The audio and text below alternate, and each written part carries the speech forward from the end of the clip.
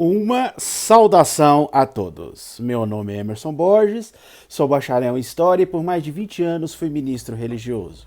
Sou escritor desse livro, A Bíblia sob Escrutínio. Sou o criador desse canal no YouTube, como também do site, do Instagram e da página no Facebook Deus e Homens. E hoje vamos falar sobre dois monstros bíblicos muito perturbadores: o Behemote e o Leviatã. Estas duas criaturas monstruosas são muito citadas nas páginas da Bíblia e de muitos outros livros. O nome da primeira criatura é Behemote, que significa besta ou animal grande. Já o nome da segunda criatura é Leviatã, que literalmente significa animal que se enrola, acreditando que se faça referência a uma raiz hebraica para aspiral. Existem várias e várias histórias envolvendo essas duas criaturas monstruosas. Muitas pessoas, através das eras, desenvolveram certos conceitos e fizeram certas aplicações desses dois monstros a instituições, ou pensamentos, ou até mesmo ideologias. Por exemplo, dentro do mundo cristão, fala-se muito que esses dois monstros têm um combate psíquico no plano espiritual. Para eles, para muitos deles, o Behemote é uma força latente da alma humana. E o Leviatã é uma força da natureza diabólica, invisível sobre as águas, porque, segundo o relato bíblico, o Leviatã ele vive submerso nas águas. E muitos chegam até mesmo a dizer que esses dois monstros travam uma batalha cósmica. São monstros muito superiores ao ser humano, né? Monstros de força sobrenatural e que travam um combate no cenário humano e até mesmo dentro da alma humana.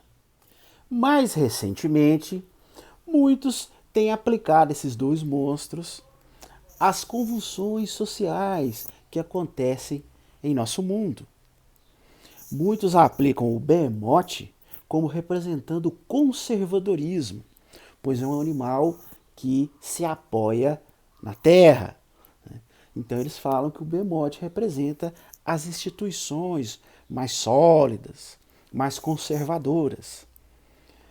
Podemos dizer a direita conservadora. E muitos também aplicam o Leviatã como representando a esquerda revolucionária, visto que o Leviatã é um animal que vive no mar revolto, né?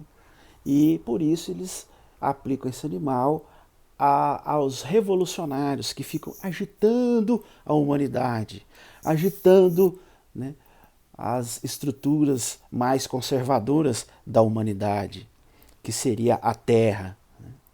Então, até nisso as pessoas costumam fazer aplicações, até mesmo na política, referindo um animal como representando a direita, que é o Behemote, e o Leviatã como a esquerda.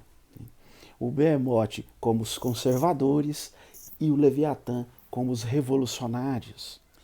Este tipo de aplicação de certos monstros bíblicos a instituições, ideologias, é muito comum e tem sido feito durante eras. A Bíblia foi escrita de tal forma que ela aceita qualquer tipo de interpretação. E as pessoas, através dos tempos, têm adaptado muitos monstros bíblicos a certos acontecimentos na história da humanidade, sejam políticos, sejam acontecimentos sociais, econômicos, né? Sejam se referindo a guerras, a convulsões sociais. Então, nas páginas da Bíblia isso é muito comum. Por exemplo, na cultura judaica, na tradição judaica, o Leviatã é costumeiramente relacionado à figura de Satanás, a figura do diabo. Segundo a tradição judaica, Deus criou 2 leviatãs, uma fêmea e outro macho. Mas depois Deus se arrependeu de ter criado essas 2 criaturas. Então ele escolheu matar a fêmea para que ela não pudesse procriar e assim causar o fim da humanidade.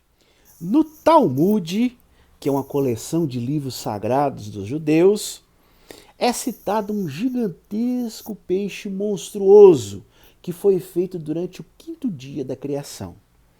A sua morte é prevista e também é citado que a carne desse monstro servirá para alimentar a honra de Deus. No Enuma Elish, o livro da mitologia babilônica, que conta os mitos e lendas do povo babilônico, nós encontramos ali a descrição da deusa Tiamat. A deusa Tiamat é descrita com características muito semelhantes ao Leviatã bíblico. Ela é semelhante a um grande dragão, ou a uma grande serpente, a um grande monstro marinho que habita os oceanos. Inclusive, no livro de Gênesis, capítulo 1, versículo 2, quando se fala do abismo profundo, ou das águas de profundeza, ou do mar profundo, ali em Gênesis 1, 2, se você olhar nas Bíblias em hebraico, eles usam uma palavra que é traduzida para o português como abismo ou água de profundeza. Eles usam uma palavra chamada terror, que tem a mesma raiz etimológica de Tiamat. E visto que os judeus foram cativos em Babilônia, né, durante décadas, quando Jerusalém foi destruído por Nabucodonosor em 586 antes da nossa era, e levou muitos judeus para o exílio em Babilônia, nós sabemos que nessa época houve um sincretismo, né, ali entre a tradição judaica e a tradição babilônica. Os judeus, eles assimilaram muita coisa da mitologia babilônica, e nós sabemos também que os primeiros esboços do que conhecemos hoje como a Bíblia Sagrada, que são os primeiros 5 livros da Bíblia, que os judeus chamam de Torá, o livro da lei, começaram a se formar nessa época, quando os judeus tentaram ali manter a unidade do seu povo, né, visto que eles estavam exilados, longe de sua terra, começaram a pôr por escrito, né, os mitos e as lendas que os judeus já passavam oralmente ali por centenas de anos. Então, nessa época é que observamos os primeiros passos do que conhecemos hoje como o Torá, ou os primeiros 5 livros da Bíblia. E entendemos, né, da onde eles tiraram inspiração para criar esse monstro Leviatã, que é descrito na Bíblia. Vemos muitas semelhanças do Leviatã com a deusa babilônica Tiamat. Muitos relacionam esse monstro bíblico Leviatã ao conceito do caos, semelhante à mitologia babilônica também, que relacionava a deusa Tiamat ao caos. E lá na mitologia, o deus Marduk destruiu essa deusa Tiamat, e através da morte dessa deusa é que ele começa a criar os céus e a terra. De maneira similar, muitos dizem que foi necessário Deus destruir o Leviatã para começar a criar um mundo segundo a sua vontade. Esse nome Leviatã criou tal importância na Bíblia que virou sinônimo de monstro marinho. Sempre que se fala monstro marinho, vem à mente das pessoas esse nome Leviatã. Além de ser um dos monstros marinhos mais horríveis, o Leviatã, na Bíblia satânica, é considerado um dos 4 príncipes do inferno. Isso mesmo. Na Bíblia satânica, os 4 príncipes do inferno são Lúcifer, Belial, Satanás e o Leviatã. Então isso nos faz ter uma noção do conceito maligno que é dado a esse monstro bíblico chamado Leviatã. Já o Behemoth, o outro monstro bíblico descrito no livro de Jó, por suas descrições, os especialistas tendem a pensar que é um gigantesco hipopótamo. Ou muitos religiosos até mesmo tentam relacioná-lo aos dinossauros, visto que a Bíblia não faz nenhuma menção direta a esses animais, né, que todos já têm provas claras de que existiram no passado, e visto que a Bíblia não cita esses animais, os dinossauros, então eles tentam relacionar esse monstro bíblico aos dinossauros. Tentam fazer ali, né, uma adaptação para dizer que a Bíblia se refere aos dinossauros. Agora, o que ninguém duvida é que a descrição do Behemoth, né, todos os especialistas são unânimes em dizer que eles entendem como sendo uma grande besta, uma grande fera. Alguns estudantes bíblicos sugerem que esse grande monstro Behemoth foi inspirado na antiga tradição egípcia de caçar crocodilos ou hipopótamos.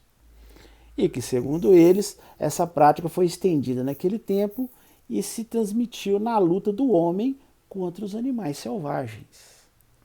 Algo que a Bíblia decidiu narrar de maneira exagerada, né, descrevendo esse grande monstro de poder enorme, incalculável.